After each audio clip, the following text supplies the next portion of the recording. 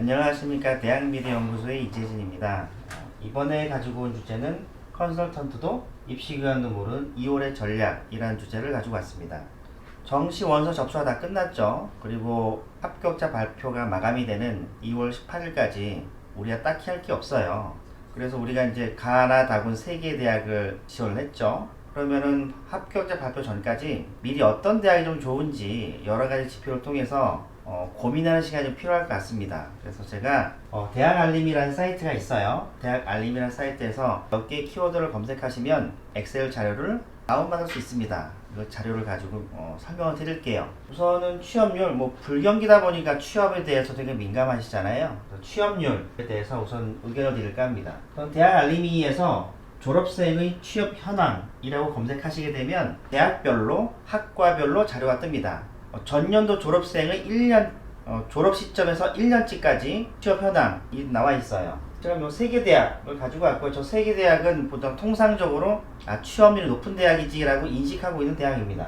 졸업자의 건강보험 DB 연계 취업자, 해외 농림 개인 창작 활동 종사자 1인, 사업자 프리랜서 진학자 해가지고 취업률이 나오는데요. 취업률이 높다라고 우리가 인식하고 있는 저 윗대학 같은 경우에는 실제 취업률은 60.6, 두 번째 대학은 66.2, 세 번째 대학은 69.8입니다.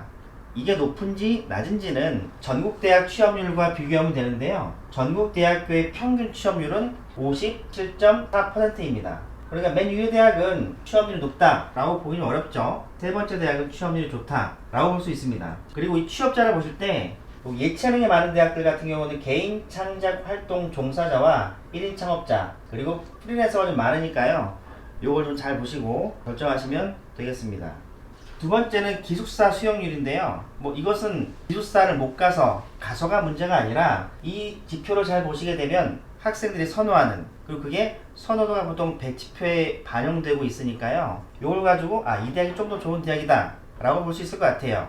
요 대학들이 뭐냐면 천안 IC를 빠져나가게 되면 4개 대학이 옹기종기 모여 있습니다. 그럼 이 4개 대학 중에서 어떤 걸 선택하면 좋으냐 라고 묻는 분들이 있어요. 그럼 맨 위에 대학 같은 경우는 기숙사가 3개가 있죠. 두 번째도 3개, 세 번째 대학은 하나, 둘, 셋, 넷, 5개, 6개, 7개, 8개나 있네요. 오, 많네요. 맨 마지막 대학은 3개. 그리고 기숙사 수용률 좀 차이가 좀 나죠. 그리고 입사 경쟁률, 저 기숙사에 들어가기 위한 입사 경쟁률을 봤을 때 요게 좀 의미 있지 않나 생각을 해요. 입사 경쟁률이라는 그 기숙사에 들어가고자 하는 학생들의 수요가 많다는 의미잖아요. 요 얘기는 그 대학에 대한 수요도가 높다라고도 이해할 수 있지 않을까 생각을 해서 또 입사 경쟁률 또 한번 보시면 좋을 것 같아서 가지고 와봤습니다.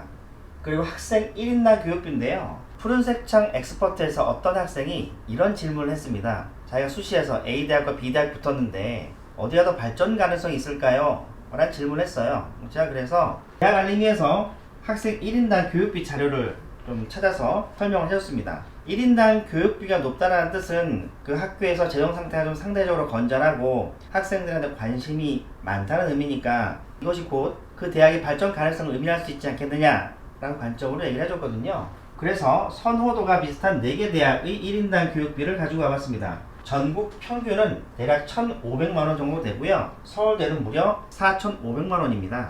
맨 위의 대학은 대략 1억 6천, 그 다음에 두 번째 대학은 1억 4,700, 세 번째는 1억 4,400, 그리고 맨 마지막 대학은 1억 2,300 정도 됩니다. 그럼 이 선호도가 비슷한 4개 대학 같은 경우에는 맨 위의 대학이 아마 발전 가능성 높다라고 한번 생각해 볼 수도 있겠죠. 이런 관점으로 한번 내가 가군, 나군, 다군 대학의 자료를 한번 모아보시게 되면 판단하는데, 등록하는데 도움이 될 것 같다고 생각을 합니다. 그리고 또 하나 중도 탈락 학생의 비율인데요. 대학 알림이에서 중도 탈락 학생의 현황을 검색하시게 되면 학과별, 대학별 현황이 뜹니다. 선호도가 비슷한 4개 대학을 보게 되면 이 2개 대학이 비슷하죠.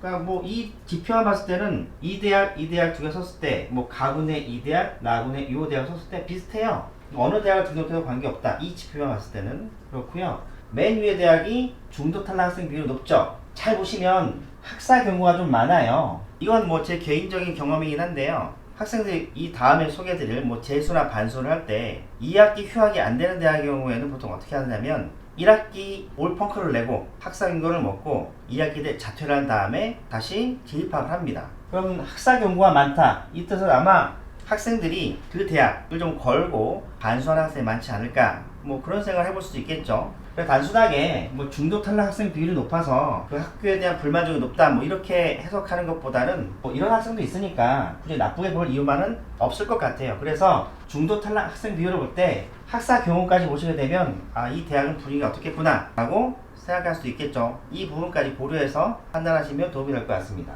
자, 마지막 주제는 또 하나의 선택 재수 또는 반수입니다. 올해 학생들 좀 만나보니까요, 전년과 다르게 특이한 몇 가지 사항이 좀 보였습니다. 제 학생 같은 경우에는 수시를 잘 못 쓰더라고요. 그러니까 엉뚱하게 써서 그 잘못 쓴 수시의 결과가 정시까지 미치다 보니까 수능이 안 나와서 어쩔 수 없이 재수하는 경우도 좀 있었고요. 졸업생들 같은 경우에는 이런 거죠. 코로나에 대한 학습 부담도 있었고, 뭐 재종반을 가지 못한 학습 패턴 깨진 것에 대한 부담, 그리고 또 하나 통상적으로 재수생들 수능을 2번 이상 보는 N수생들 같은 경우에는 수능 성적에 대한 부담이 꽤 큽니다. 두 번째 보는 시험이잖아요. 세 번째 보는 시험이잖아요. 아무래도 재학생 때보다는 성적이 올라가야 한다는 부담감이 좀 크죠. 그리고 또 하나, 최근 3개월 동안의 수시 정시 비율을 보게 되면 16개 대학이 수능 위주 전형이 40% 이상 되었다 할지라도 눈으로 봤을 때 정시 모집 비율은 낮아요. 25%가 안 됩니다. 그러니까 재수하는 입장에서는 정시 비율이 작으니까 정시에 대한 부담이 크죠. 정시가 작으니까 내가 수능 준비해도 좋은 대학 갈 수 있을까에 대한 부담이 높다는 뜻입니다. 그리고 또 하나는 소속감도 꽤 큰 것 같아요. 이게 제가 2010년, 2011년 그때 상담했을 때의 분위기는 제가 그때 어떻게 보통 의견 드렸냐면, 돌아갈 곳이 있으면 절박하게 수능을 준비하지 않으니까 생재수가 어떻게 했느냐라고 의견을 드렸는데, 최근 2, 3년 동안의 분위기는 이 낮은 정시 비율 때문에 제가 보통 어떻게 의견을 드리냐면, 잘 못 될 수도 있으니까 학교를 걸고 하는 것이 어떻게 했느냐라는 의견을 많이 드립니다. 실제 또 올해 만난 반수생 학생들의 의견을 들어보게 되면 좀 수능 볼 때 편했다라는 얘기도 많이 하더라고요. 그래서 이제 올해 이제 수능에서 좋은 결과를 얻지 못한 학생들 같은 경우에는 재수나 반수에 대한 고민이 많을 거예요. 그래서 곰곰이 생각해 보다가 정시 합격자 발표 마지막까지 2월 18일까지 제가 도움을 드리려고 좀 해요.